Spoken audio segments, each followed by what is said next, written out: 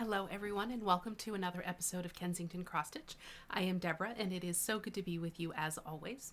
Today is Thursday, July 18, and last video I talked about how when I was filming, I was like, I just had a nice day. Nothing spectacular, just a nice day. And in the last couple of weeks, I've been thinking about just bringing back joys into my life, things that I used to enjoy that had kind of fallen off the radar for one reason or another, and just kind of making an effort to bring some of that back into what I do on my regular basis. So I've been seeing a lot of like musicals and plays. So I saw a one-man show of Robert Frost a couple of weeks ago, which was really great. I saw a revival of South Pacific at the Goodspeed Opera, which was the first time I had been there. And that's one of those shows that the older I get, the more I really appreciate that show. Actually, later tonight, I'm going to go see Brigadoon, which I think it has nothing to say in that musical other than just like love conquers all, I think is maybe the message. But sometimes you just need fluff in your life. You need something that's just feel good and heartwarming and you enjoy it. And so I've been doing some of that, which I've really enjoyed. I've got a couple other productions lined up through the seasons at various different theaters across the state. I also binged the entirety of the first two seasons of Star Trek Prodigy recently, which is the animated Star Trek show for kids. It was something I obviously knew had happened, but I'm behind on all modern Star Treks, and so I was like, I'll get to it. But then I learned that they brought my favorite character back, and actually made really substantive efforts to write him, which is something that they didn't do when he was in his original show. So I was like, well, of course I'm going to watch this now. So I binged the entirety of that. It is on Netflix if you want to watch it, and it's fantastic. I really enjoyed it. I had no sort of expectations going into it. I was like, okay, a show for kids, but it was really, really well done. If you've never watched Star Trek, it's a good place to start. And so I walked away from that, first of all, happy that I got to see more of my favorite character, but also I was like, well, I would die for Rock Talk and Murph, because anything that Murph did the entire series, I was just like, this is the best thing ever. So, yeah, just some of those little things like that I have been enjoying over the last couple of weeks. Obviously, I've been doing some stitching as well, so I will, of course, talk about that. Most of what I have to talk about today is stitching. I do have a little bit of book talk at the end, so if that's your thing, hang on. I'll chat a little bit about that. Other than that, yeah, I think we'll just get started. Spend a little time together talking about one of our favorite hobbies, our shared hobby. Anyway, so the first thing that I wanted to talk about is just a follow-up from something that I talked about last episode, which is that I'm thinking about I'm planning to start the Sing a Sampler series by Silver Creek Samplers, which is from Sound of Music. Speaking of musicals. And I was talking about one of the patterns, this Fa, A Long, Long Way to Run, which is one that I was like, that one motif isn't something that I'm really keen on stitching. So I'd asked you guys for a couple of suggestions or what you thought I could do. I got some really great suggestions, all kinds of different things. Several people went with the direction I had been thinking of, which is an animal of some kind. I think the one that I got the most of, which was the ostrich, and I really loved that idea. I think that's a fantastic suggestion. Got several others as well, foxes, various other animals. And then a couple people went in a different direction and said, rather than focusing on the running part of it, focusing on a long, long way, or the distance aspect of it. And so a number of people suggested things like creating a long and winding road, or maybe having a cabin at the end, or a destination that you're trying to reach, or maybe a very small running figure in the distance. So I think that's the one I think I'm going to go with. I mean, the ostrich was a contender, definitely, but I do like the idea of focusing on that distance that you're actually going. So that is what I am planning to do, and that should be relatively easy to rechart and add to this stitch when I am working on it. So that is the sort of stitch that I will be working on a regular basis. I like to sort of make these slow and steady goals for myself, because then I actually accomplish them. And my intention is to start that probably possibly in August, definitely in September, because in August is when I am finishing up my current project that I am working on, that's kind of this doing a little bit at a time over the course of a number of months. So I think it'll probably be, my guess is it'll be September, but you never know when the mood strikes. But that is what I am planning to work on later this fall. In terms of other stitching, looking at my little pile here, I did have 2 new starts since we met last. So the first one is just a teeny tiny little start, and that is Autumn Harvest series by Mill Hill, and it's the fall mailbox, and it's just a fall mailbox. And I typically keep one of these in my purse in case I need an on-the-go project. So I'd had just a little bit of chance to do some stitching, so I've started, you can't tell in the least what it is, but I have gotten a little bit of progress on that one, and then it's gone back into my purse for whenever I have a chance to keep working on that. So I find that those Mill Hill kits are really handy to have around.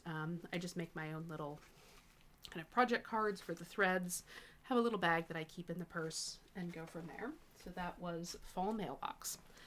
The next one that I started is one that I talked about last time in my plans session. So several of us from the Connecticut Stitching Circle have decided to stitch the Early American series by Little House Needleworks.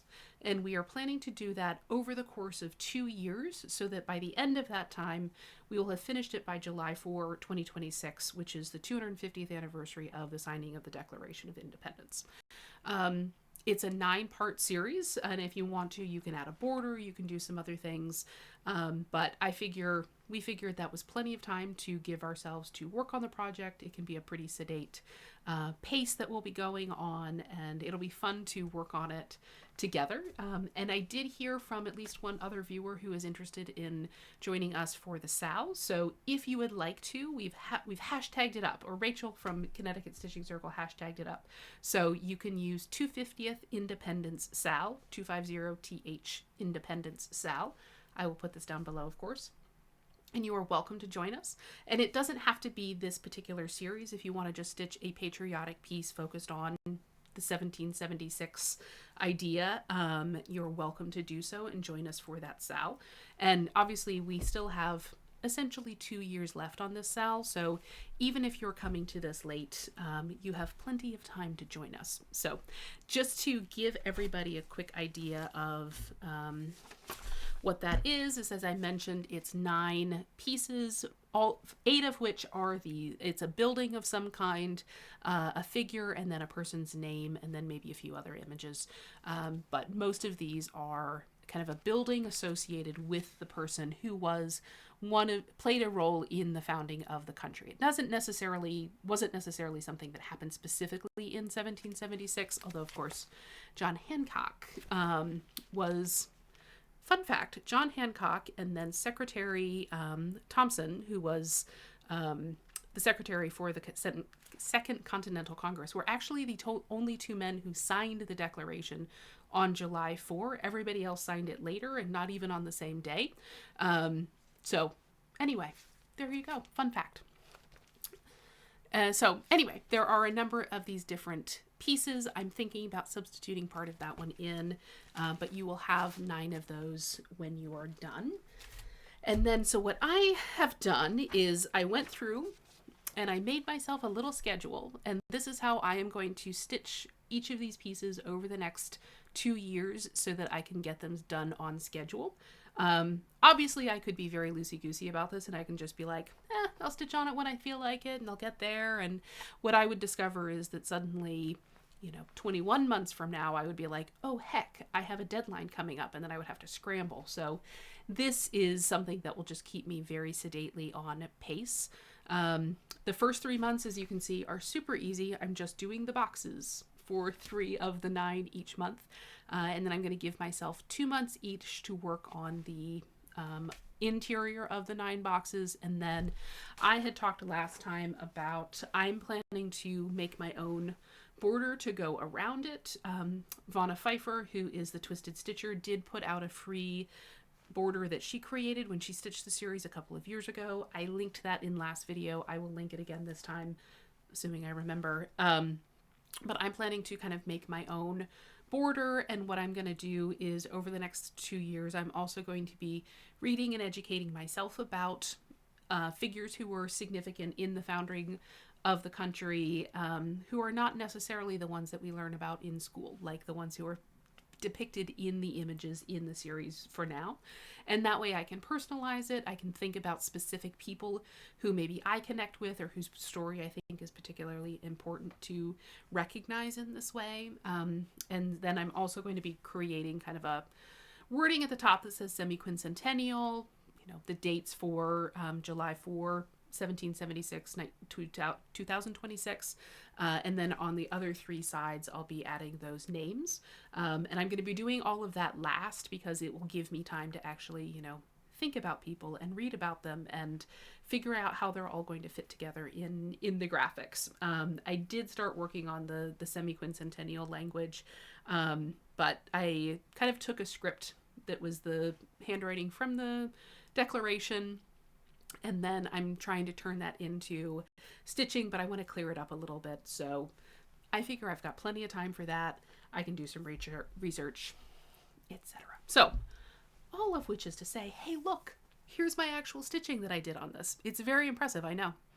So we started this on July 4. So I did 2 of the boxes then, and then I finished my other box when I was with the Connecticut Stitching Circle the other day, because it's always fun to stitch with them on some of these projects that we're sharing. So I have not even picked out all of my colors yet. I have a pretty large selection of floss, and so rather than going and picking the called for, if I have the called for, I will use it, and if not, I just pull something from my stash. So at this point, I basically pulled exactly what I needed to get started for the next couple of months, and I'll have time later. So this is Color and Cotton Cranberry, and this is Tom and Lily Color Gems in the colorway Calm. So those are the 2 that I have chosen. I felt like those were really good, kind of rich colonial blues and reds there. So that is what I have selected for my colors so far, and then at some point I will need to sit down and pull everything for the rest of the series. And then I am stitching this on a 20 count Aida, and this is by Atomic Ranch Fabrics. This was a color of the month that we got through the Stitch New England shop, which is doing a kind of, you sign up and you get fabric sent to you each month, and I signed up for 20 count Aida. I haven't actually used 40 count linen yet, but I figured 20 count would be a really good way to try it out and see if I like that size. If I want to jump over to 40 count linen, I can, but if not, 20 count Aida is definitely something that I can work with my eyes. I also discovered that I think that this might actually be my sweet spot for fabric count and threads. So I've used 1 strand on 36 count, and I always feel like it's either just a little bit too much floss with 2 strands, little bit not quite enough with 1 strand. I feel like that's my experience with 36 count, whereas 40, I was like, this is perfect. It's 1 strand and it's perfect.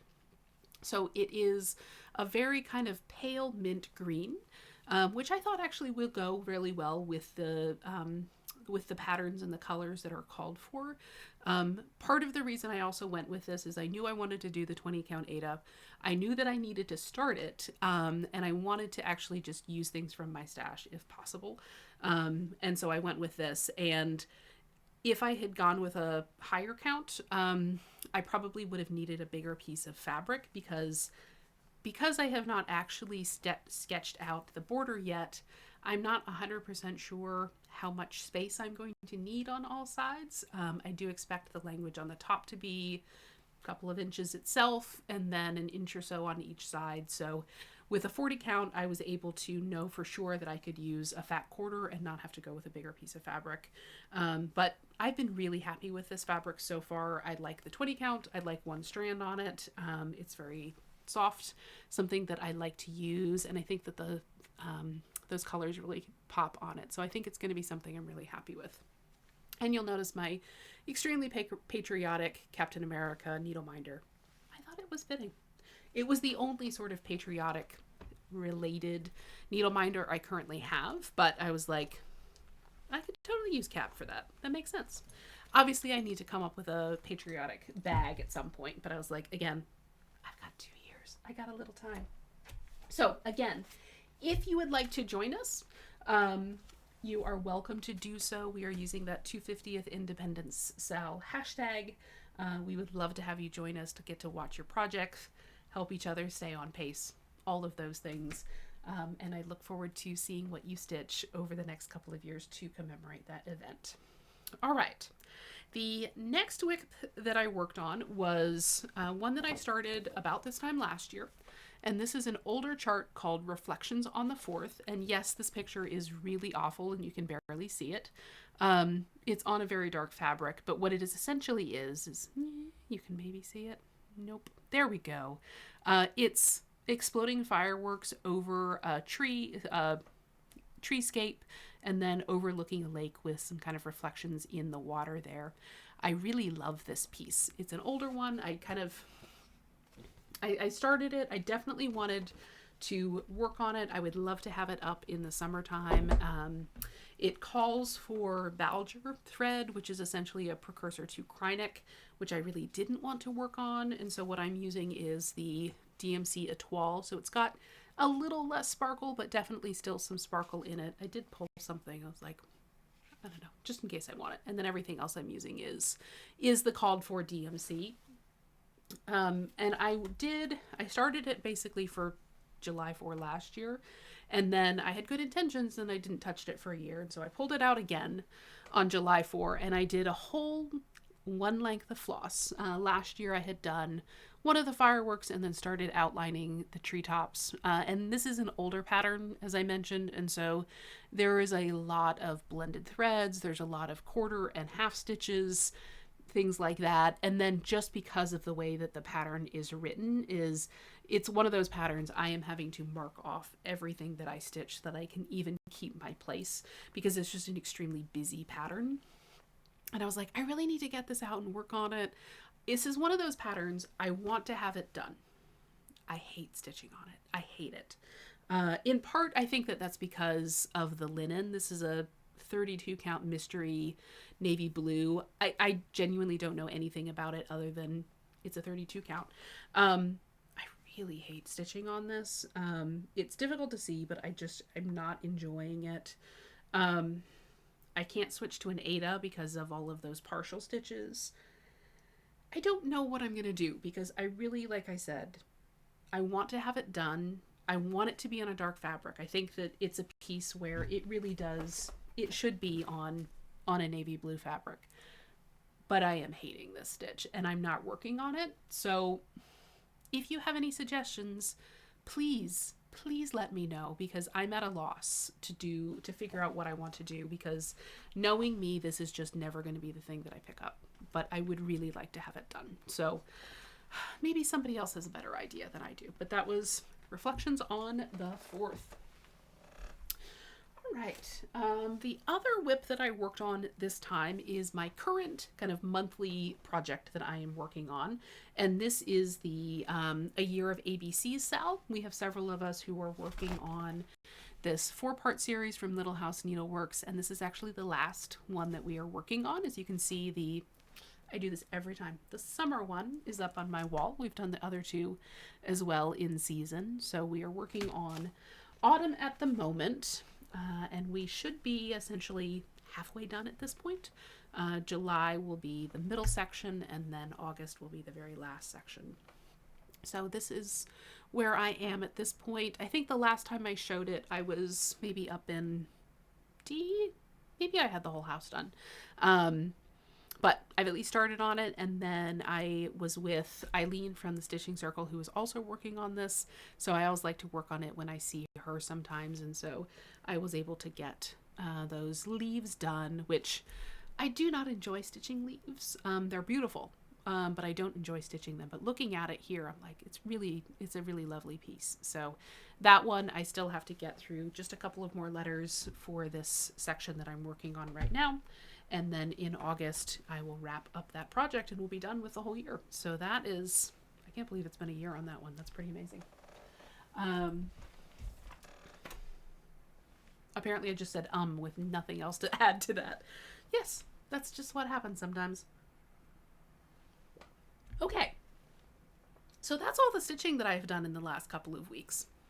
you will notice that none of it is Christmas related. And when I was with you, I was like, you know what I'm going to stitch in July? Christmas. I did do a little bit of Christmas stitching. I was trying to get caught up on a couple of other things, and I was like, oh, no. I actually need to focus on doing some Christmas stitching at this point. So I have been working on a project. Again, I kind of broke it down into a couple of different elements so that I will accomplish it over this current year. And what I am stitching is from this book, The Magic of Christmas to Cross Stitch by Veronique Enginger. This is something that you can readily pick up on Amazon. I was in a store in the next town over, and it's this very eclectic shop that is like a tea shop, and then like a trinkets shop, and then they have books on sale, and they had multiple copies of this, and I nearly bought one just to be like, yes, cross stitch. But I was like, I don't need a second copy of this. But I was super happy that they had it. And also they had a copy of a Christopher Fry play, who's one of my favorite playwrights, in the Oxford University Press editions that I am collecting, and it was a play I didn't have from him. So of course I bought it. And then I bought like old Disney souvenir pins, and I bought some coffee, and I bought some hand-dyed yarn that they had, and then I bought a picture like in an antique frame. It was the most eclectic random shop. It was really cool. Anyway, I'm stitching this, and what is in here is an advent calendar in addition to larger pieces. So there's often very large motif images, and then there is also a very small advent calendar throughout. And then what I am doing is I am using the original outlines, I'm using the numbers, and then most of the time I'm actually pulling elements from these larger pieces and stitching them rather than doing kind of this red work single color inside of it. So I'm not necessarily like doing a whole lot of recharting. I'm more just picking elements out and putting them inside of the pieces rather than the red work that was originally suggested. And my plan was I was going to do 2 of these a month this year, and so that by the time I got to December, I would have had all 24 done. And that worked really well for January and February, and then I just didn't stitch on it. So I need to have, in order to be on my schedule, I should have 14 of these done by the time we get to July, or by the time we get to the end of July. And the start of July, I had 4 done. As of last weekend, I have 8 done. And so I still have 6 to go, but I was like, I can do 6 of those in the next 2 weeks. That is definitely doable, but I need to get back to it because there was no stitching on it this last week. I was watching Prodigy. All right, so just to catch us all up, this is number 1. Oh, and I'm stitching these on perforated paper, which I am going to mount onto tiny little stockings. All right, number 1. Number 2. I love that one. Oh, I didn't tell you. I did mention last time that I have some bird feeders now, and I've become that kind of person. Having gone through several polls and several bird feeders in order to prevent the squirrel, who is like the most determined squirrel in the world, I have now purchased a Yankee flipper, which is the one that, if too much weight sits on it, spins you off in a very humane way. So that one went out as of this morning, and the birds love it. I have not seen a squirrel on top of it. I may have missed something, but it was very dedicated on the ground all day, but was not attempting to get onto the bird feeder. So we may have solved the squirrel problem. Okay, back to our regular scheduled program. Number 3, little child with their little teddy bear. Number 4, train, because I love trains. And then, so these are the new ones. These are the ones that I have stitched in my little stitching binge last weekend. This is number 5, which is a little stamp. I love that one. And then number 6, which is a pretzel, because of course I'm going to stitch the pretzel. Number 7, which is a little girl, a little teeny tiny Christmas tree. And then number 8, which is just a couple of little trees. So as I mentioned, I'm just kind of picking them out and stitching elements that I think will fit in that space. And it's so funny because with the perforated paper, you can absolutely see all of the carried threads, but it's you kind of have to. This one, number 5, there was no way to not carry threads because of just the way that it was designed. It was really difficult to anchor them. I'm hoping once I actually finish the back, they'll be okay. But there's kind of no way to prevent it that I know of, but they will get sealed on the back once I am done. And I also think that even when I sit here, even on the front, I can see that there are carried threads, but I'm intending to back them with a dark fabric. They'll be mounted on something dark. Frankly, most of the time it's going to be wintertime.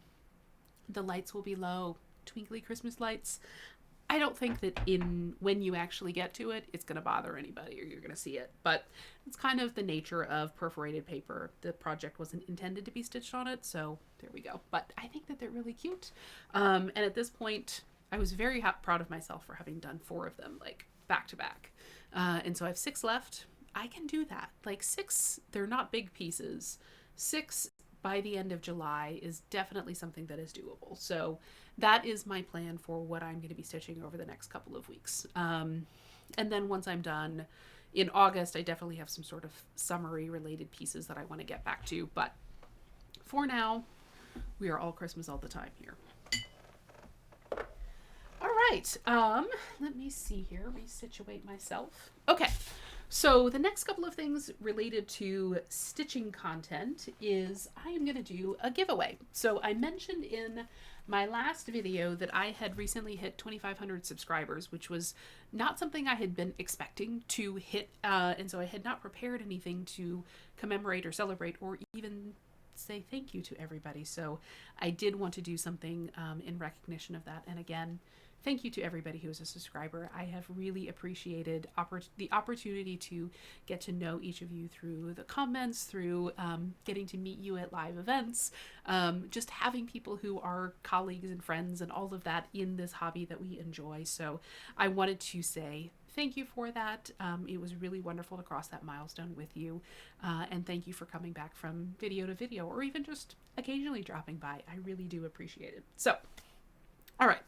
For the giveaway, standard stuff applies. Please don't use the word freebie, giveaway, win, anything that might bring the trolls down upon us. All of these are open to anybody in the world. I am happy to ship. In order to enter, you do need to, 1, comment, further instructions to follow, but you also need to have filled out my pen pals form, which is in the description box below. It asks for your name and mailing address, email address, basically so I can send it to you. And it means that I don't have to worry about trying to track people down or people haven't seen the video. I'm able to just sort of get them out of there.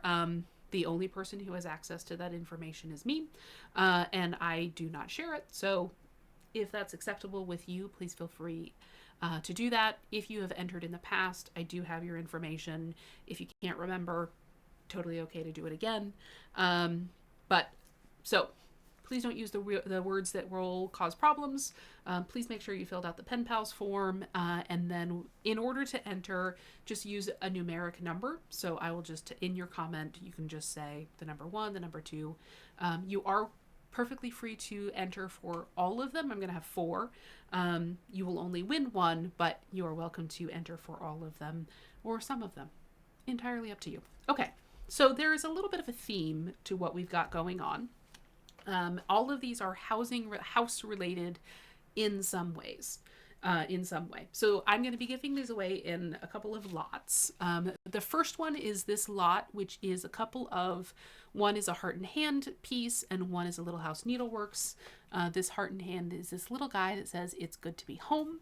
And then Little House is the home of a needleworker piece. So those will come together. If you are interested in receiving these, please use the number 1 in your comment. The next one is, because it's Christmas in July, Christmas related. And this is going to be, 2 patterns. Christmas Pillow Tuck, and this is by Annie B's Folk Art. And it's that cute little kind of salt boxy looking house. Not a salt box. Cute little Christmassy house with a cardinal. And then also from Pansy Patch Quilts, it's Sugar Cookie House. So those are sort of 2 Christmassy related patterns, and for those you will use the numeral 2. For number 3, I have 3 pieces all by La Di Da. So we've got Where My Heart Is, and these are sort of more classic primitive style. We've got Home Needlebook and Virtue. So if you're interested in those, that's number 3, fitting since there were 3 patterns. And then the last one, which is number 4, is a full kit, and this one is called Friendship Blooms, also by Pansy Patch. This is a piece that was part of the Silver Needle Little Help from My Friends Club.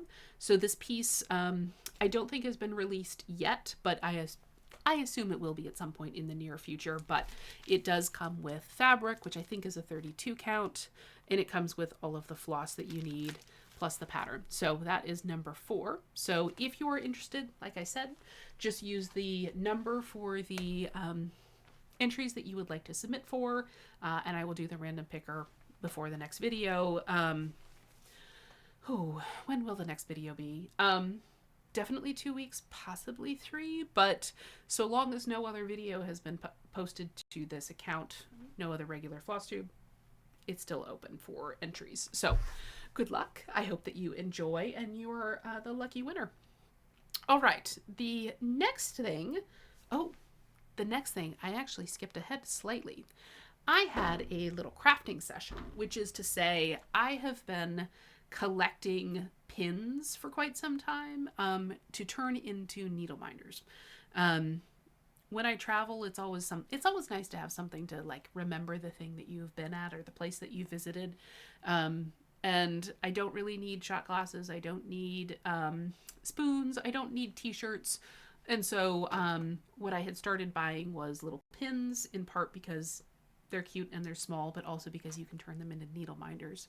And then I had just been like putting them in a little basket with the intention of turning them into needle minders.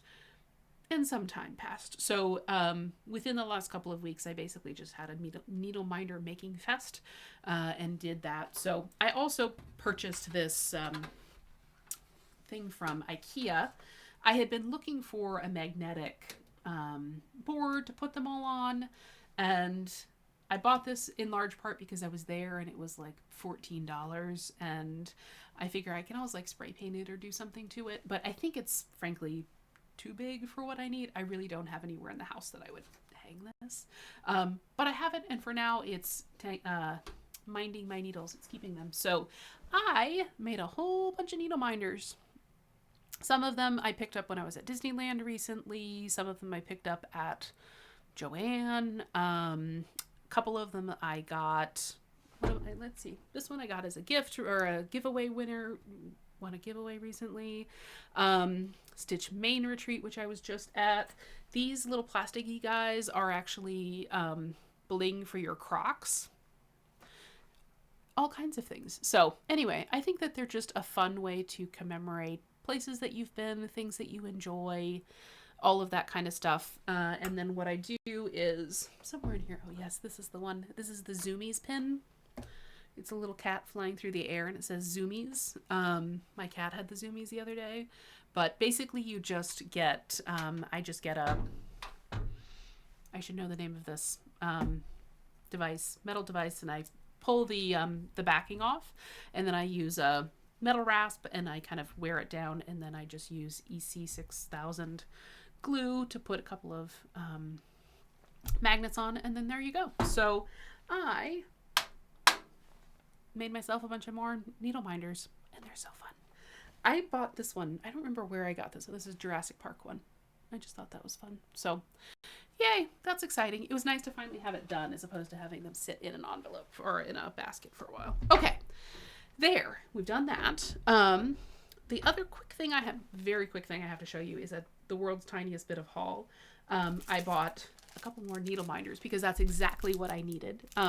I suddenly got it into my head that I wanted a needle minder that's one of the butter cookie tins that actually has sewing stuff inside. And I like this one the best. It's massive. Like the magnet is massive. But I like the design the best, and so I bought it. And then since I was ordering it, I had to buy some more. So this one says, this project may contain cat hair. And then I have a little Peeps wooden one and then a kitty cat. So I bought more needle minders, which I'll now put on my thing. And that was by Snarky Crafter Designs. I got that on Etsy. And then the other thing that I got from them, they have more of these, but it's a little Game Boy, and then you can actually put a design in it. Fantastic. I love that. I don't know exactly what I'm going to put inside of it, but obviously since I was ordering it, I did. So that was my sort of stitchy haul. I also was on eBay recently, and I had been... Roz Clark was talking about fabric on her Patreon and reusing fabric, and I really enjoyed the video. And then she was talking about how she bought a set of Cath Kidston sheets at a thrift shop, and she was using that, reusing that fabric. And I was like, I want Cath Kidston fabric, but I didn't need sheets. I actually have a set of sheets from her, but anyway, I suddenly was just like, hey, I want some of her fabric. So I went on eBay and I bought a bunch of just teeny tiny little cuts, but I just thought they were cute. I'll come up with something to do with them. So these are sort of duck fabric, and that's little kitty cats and Christmas baubles and more kitty cats and Christmas in London. I mean, they are a little bit bigger pieces. And then I got some trains because I love trains. And then I got this piece of strawberry fabric, which is fantastic. This is the biggest piece. So I'm not quite sure what I'm going to do with any of these fabrics, but they're here now and they're part of my life and it's wonderful. So thanks for that, Roz. Okay, I think, let me check my notes. That is all of my stitchy content for today. That was fun to do.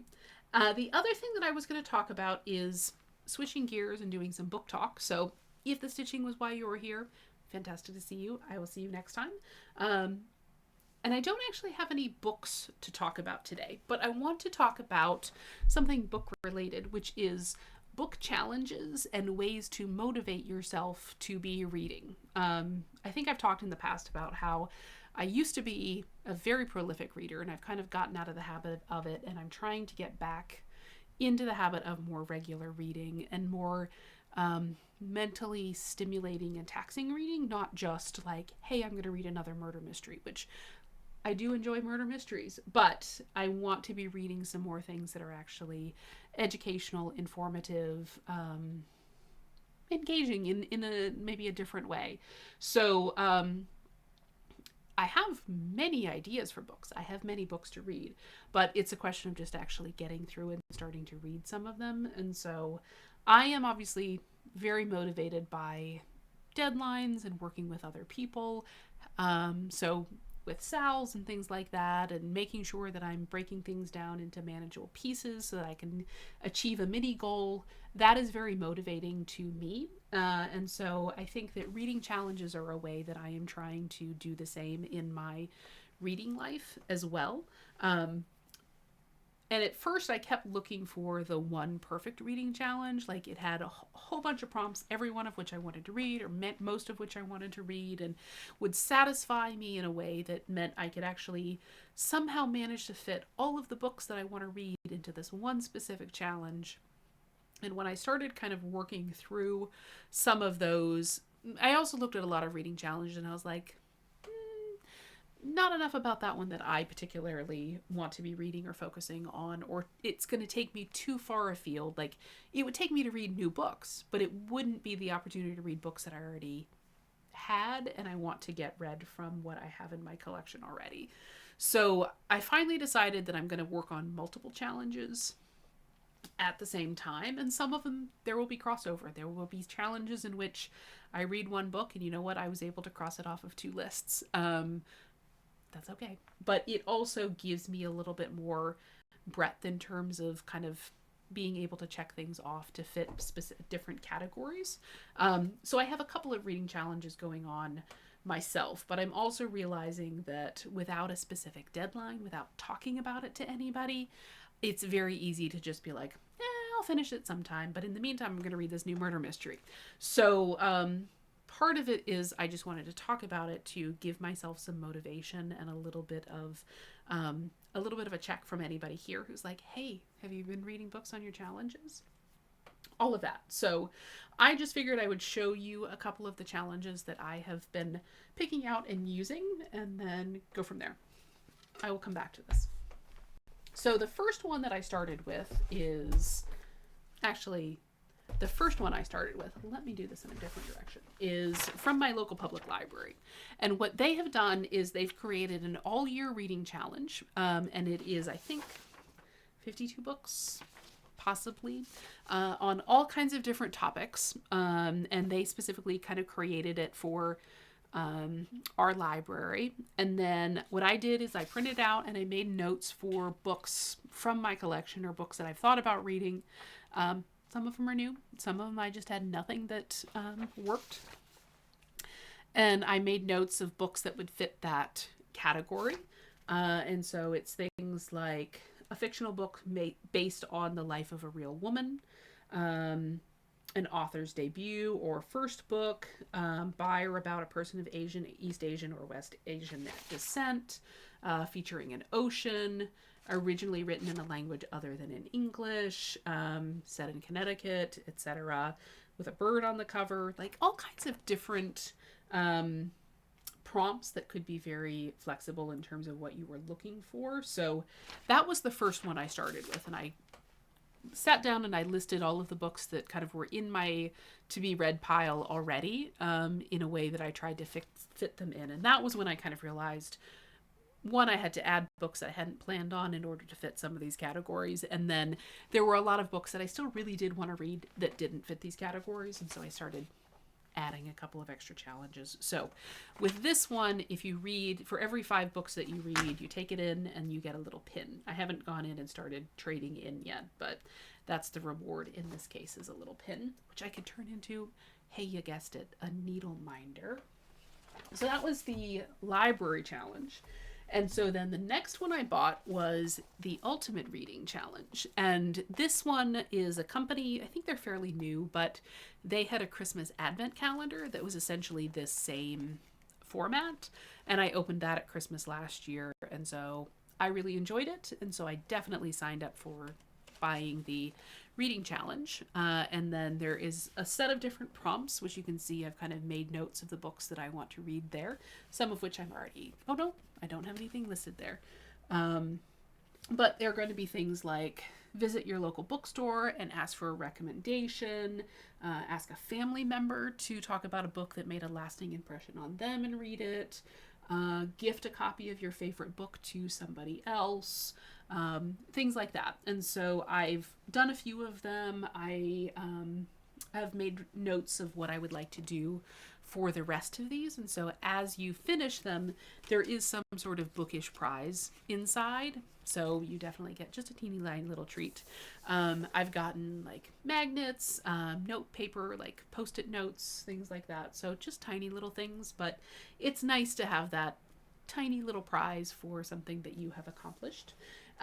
So I bought that one, which is the Ultimate Reading Challenge. I got this readily on Amazon, I think. Similarly, the company then came out with the Ultimate Reading Challenge for kids. Am I a kid? No. Can I still read books? Yes, absolutely. So some of them are the same prompts or very similar prompts. And I think my original plan, I just dropped a piece of paper. I think my plan was that I would try and focus on children's and YA literature while doing this. And so I think that will be fun as well. Yeah, this is definitely all like children's and YA titles, which I figure even if I'm not a kid, there are definitely a lot of those titles that I'm interested in reading as well. So again, very similar concept, kind of similar prizes.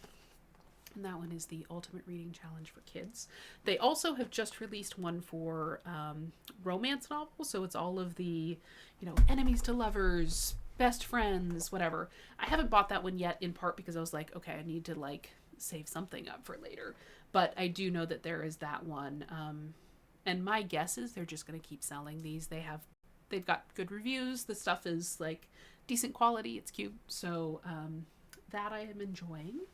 And then the other one that I have purchased, I have not done anything with it, but I did purchase it. And I don't know if I'm going to start it this summer or not, but the great thing about reading challenges is they're good anytime. So there is a website called Book 52 Club, and they do a variety of reading challenges, and they always have an annual reading challenge.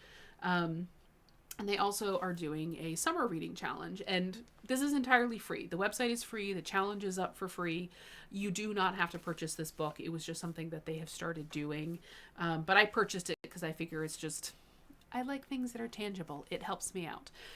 And this one is entirely related to the Olympics. So they're all things, you don't have to read sports books. It doesn't have to have anything to do with the Olympics other than the fact that some of the challenges are kind of on theme for that. So, for example, for the opening ceremonies, if you want, you can read just 3 books, you can read 8 books, you can read a book for sort of each of the things. But if you want the gold, you can read a book that's set in Paris. Does not have to have anything to do with Olympics, anything like that, but a book that is set in Paris. And it doesn't have to be Paris, France. It could be Paris, I don't know, there's like a million Parises around the world, or in space, or you can kind of adapt it however you want for the challenge. You could also read a book with a flame on the cover. And then you could also read something with the kind of theme of going for gold, and whatever that happens to mean for you, it works. You can read for synchronized diving, it's a sports romance novel. For water polo, it's a book that made a splash. For the butterfly, it's a plot featuring the butterfly effect. So there are various themes related to the Olympics, but again, nothing that you read has to be specific to the Olympics. But I thought it would just be fun to have that. You can buy this on Amazon, or you can go to the Book 52 website. And then I don't know if any more of these are available, but you could also buy stickers with a sticker company that she partnered with, so you can actually write it, stick it in your journal, do all of that. And then, since I was ordering from this company, I also picked up the Mysteries and Thrillers reading challenge for, when I'm done with all of these other reading challenges. But again, just something cute to work on. So that is the Olympics one. What I need to do is actually sit down and figure out what other books that are on my TBR that would fit into these, because if there's enough of those, I can get started on this one too. The other thing is, this actually something I started years ago, like so long ago that I don't even remember what I did.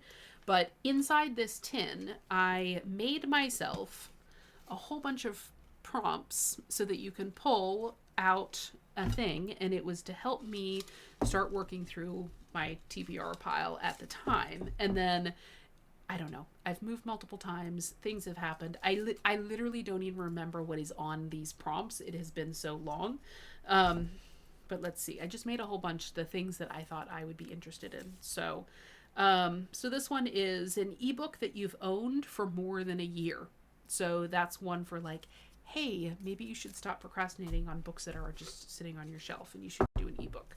This one is a short story collection, etc. So I don't even remember what's on these. But I was thinking it would also be fun to kind of basically pick one of those and read. So that is just sort of the couple of reading challenges that I have started in an attempt to motivate myself and get that little dose of serotonin when I'm like, yes, I can cross something off of a list, because crossing things off a list is like the best thing ever. So I need to get back to it. I need to motivate myself to keep up with it, not just plan the books, but actually read the books. That's the next step in what we have to do. If anybody wants to join me for like a true mystery challenge in which none of us know what's coming next, let me know. I'm happy to like pull these and let people know about it. But anyway, how do you feel about book challenges? What motivates you to read? Are there any that I'm missing that you would recommend to me? How are you in regulating multiple challenges at once? Do you have to keep one? Etc., etc. Let me know what you think. Always happy to also hear about any stitching that you are doing, of course. If you're interested in joining in on the 250th Independence Sal, we would absolutely love to have you. All of those kinds of things. So it was really fun to spend a little bit of time with you again tonight. I hope that you have a good couple of weeks. I hope that you get a lot of stitching done. If you too have watched Star Trek Prodigy and think that Murph is the best thing ever, please let me know, because Murph is the best thing ever. All right, I will close out. I will see you again in a couple of weeks. Oh, don't forget to enter the giveaways if you're interested, and we'll talk again soon. Bye, everybody.